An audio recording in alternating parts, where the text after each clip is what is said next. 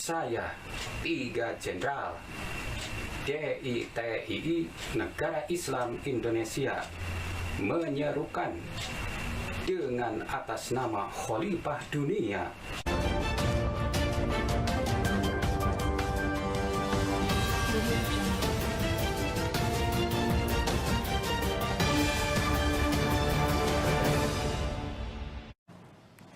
Setelah sempat viral di media sosial, saudara, pelaku deklarasi Negara Islam Indonesia atau NII dan mengajak masyarakat luas untuk bergabung ini diringkus jajaran Satuan Reserse Kriminal Polres Garut.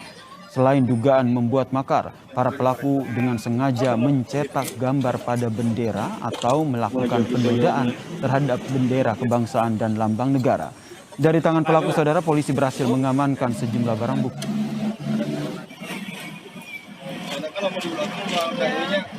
Diduga melakukan pemufakatan makar dan kemudian penyebaran informasi SARA melalui media elektronik dan pencetakan atau penodaan terhadap bendera kebangsaan dan lambang negara Republik Indonesia terkait dengan masalah negara Islam Indonesia.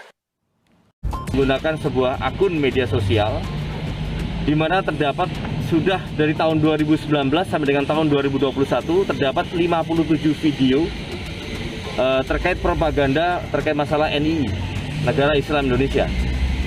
Di situ ternyata hasil dari keterangan yang bersangkutan bahwa yang bersangkutan itu adalah keturunan, ya, berbicara masalah keturunan atau melanjutkan amanah dari Imam Besar Sensen Komara yang dulu juga pernah mengalami proses penegakan hukum. Saat gelar konferensi pers, para tersangka menyampaikan permohonan maaf kepada masyarakat Indonesia. Memohon maaf kepada seluruh rakyat Indonesia terkait kami telah melakukan permufakatan akan melakukan makar dan menyebarkan informasi SARA melalui media elektronik dan media cetak. Namun permintaan maafnya ini tidak serta-merta menghapus ancaman pidana, di mana para tersangka dijerat pasal 107 ayat 1 KUHP dengan ancaman pidana 15 tahun penjara. Berkas perkara kasus ini telah lengkap dan akan segera dilimpahkan ke Pengadilan Negeri Garut untuk gelar persidangan. Untuk mendalami kasus makar ini, Polres Garut menggandeng Satgas Anti Radikalisme Kabupaten Garut, serta bekerja sama dengan Kementerian Kominfo untuk melakukan takedown terhadap akun yang berisi propaganda tersebut. Segala upaya dilakukan aparat kepolisian untuk memberantas radikalisme hingga ke akarnya. Sebelumnya, pimpinan cabang NU Kabupaten Garut menyampaikan, ada 41 dari 42 kecamatan di Kabupaten Garut yang diduga kuat telah disusupi paham radikalisme. Wirdanto terlebih dahulu. Pak Wirdanto, bagaimana perkembangan penyidikan dari kasus dugaan makar ini? Baik Mbak Fitri dan pemirsa Metro TV sekalian. Jadi untuk penangkapan dari 3 tersangka yang mengaku sebagai Jenderal NII sudah kami lakukan sejak bulan Oktober tahun 2021. Karena adanya video yang viral di masyarakat, ada 3 orang yang membawa bendera NII. Nah, untuk saat ini berkas sudah dinyatakan lengkap. Jadi ketiga tersangka ini yang mengaku jenderal ini sudah melakukan langkah-langkah propaganda, mengajak dan menghasut masyarakat untuk masuk ke dalam negara Islam Indonesia. Di media atau di media sosial atau akun media sosial yang kami temukan ini, itu terdapat 57 video yang sudah disebarkan dari sejak tahun 2019 sampai dengan tahun 2021. Dengan subscribernya berjumlah 317.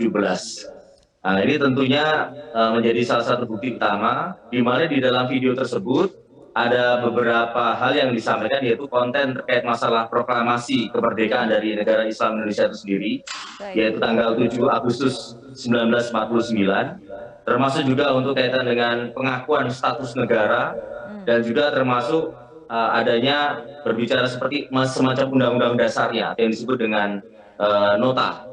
Nah, ini dari ketiga tersangka ini sudah kami tetapkan tadi ada 3 pasal, yaitu kaitan dengan pasal makar dan kemudian kaitan dengan pasal undang-undang ITE dan juga untuk pasal penghinaan atau pelanggaran terhadap lambang negara. Oke, Pak Wiranto, tadi Anda katakan bahwa aksi propaganda sudah dilakukan sejak tahun 2019, ada di media sosial. Tapi apakah kemudian memang baru sekarang polisi berhasil mengendus dan kemudian menangkap ketiga tersangka ini? Ya, hal ini tentunya kami lakukan langkah-langkah patroli cyber. Jadi kami menemukan bahwa ternyata menjadi viral di media sosial dan beberapa informasi dari masyarakat Garut menyampaikan ada ketiga orang ini yang membawa bendera NI. Oleh karena itu kami bersama dengan Satgas Penanggulangan Intoleransi dan Radikalisme Kabupaten Garut melakukan langkah-langkah pendalaman terhadap ketiga orang ini yang merupakan warga asli dari Kecamatan Pasirwangi, Kabupaten Garut. Dan di situ kami akhirnya betul-betul menemukan adanya satu lokasi di mana di ruangan tersebut atau di sekitaran rumah itu yang dijadikan sebagai tempat syuting untuk melakukan atau membacakan teks proklamasi dan juga penyampaian-penyampaian terkait masalah ideologi negara Islam Indonesia. Baik, kita ke Pak Islah. Pak Islah, polisi sudah berhasil menangkap 3 tersangka yang mengaku dirinya adalah Jenderal NII. Sebelumnya kita juga mendapatkan informasi data dari PCNU Kabupaten Garut. Ada 41 dari 42 kecamatan di Garut yang tersusupi ataupun disusupi paham NII. Kenapa kemudian paham ini seakan-akan leluasa bergerak di wilayah Garut? Yang harus diketahui oleh masyarakat adalah bahwa NII ini adalah nenek moyang dari semua jaringan organisasi teror yang ada di Indonesia hari ini. Ini adalah embrionya yang kemudian berbeda dengan anak turunannya. NII sendiri kemudian hadir di tengah-tengah masyarakat dalam organisasi tanpa bentuk. Ini yang membuat kemudian kita sulit untuk mendeteksi mereka. Terlebih amaliyah dan ubudiyah mereka ini sangat mirip dengan apa yang dilakukan oleh kaum Nahdien misalnya. Cuma mereka ini kalau di Garut sepanjang sepengetahuan saya dikenal sebagai Islam Baiat. Nah, sebagaimana layaknya sebuah pola organisasi radikal yang ingin merdeka, ingin melawan negaranya sendiri, mereka biasanya memang tidak sabar untuk menunggu momentum revolusinya.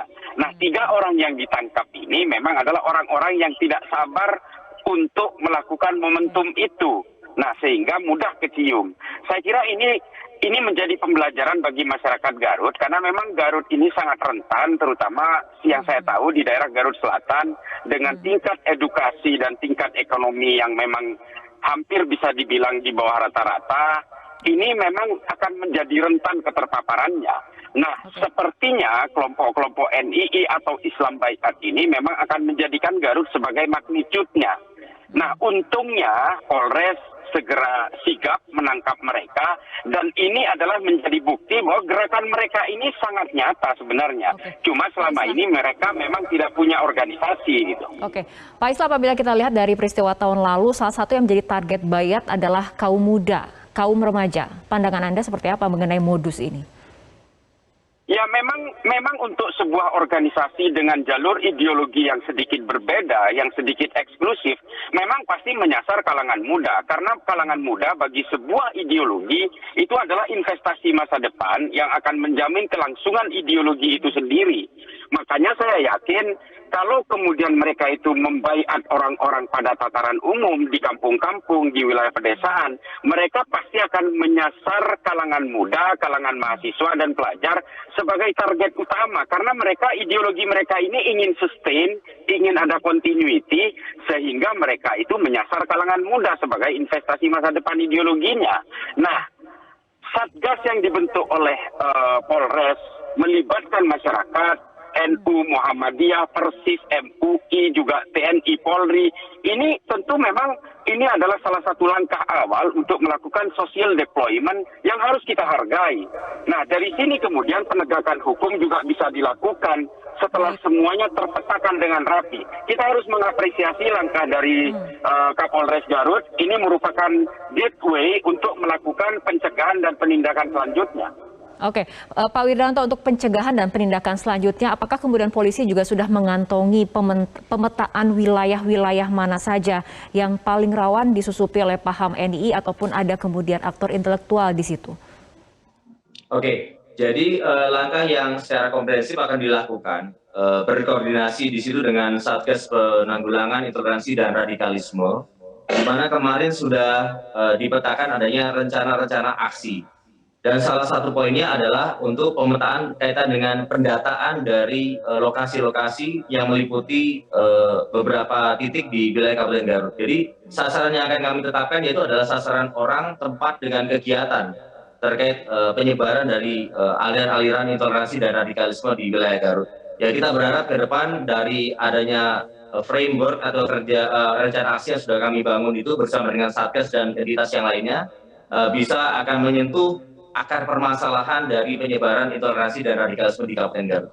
Oke, tapi apa sih yang paling sulit dihadapi oleh penegak hukum dalam mendeteksi pola gerakan dari paham NII ini? Ya, pada prinsipnya untuk pola ini atau gerakan atau aliran ini tentunya memang semuanya di bawah permukaan. Dan di satu sisi kami tentunya harus melakukan langkah-langkah yang betul-betul bisa menyentuh dan memberikan sebuah alat bukti yang cukup untuk supaya bisa menyasar kepada sekelompok ataupun orang yang mungkin bisa dikatakan terpapar oleh aliran ini. Oke, kembali ke Pak Islah, apakah sebetulnya informasi kepada masyarakat terkait bahaya paham NII ini sudah cukup bisa diakses luas dan mudah oleh masyarakat? Sepanjang sepengetahuan saya, ada beberapa klaster masyarakat di Garut yang justru tidak mengenal NII. Mereka mengenalnya Islam Baiat.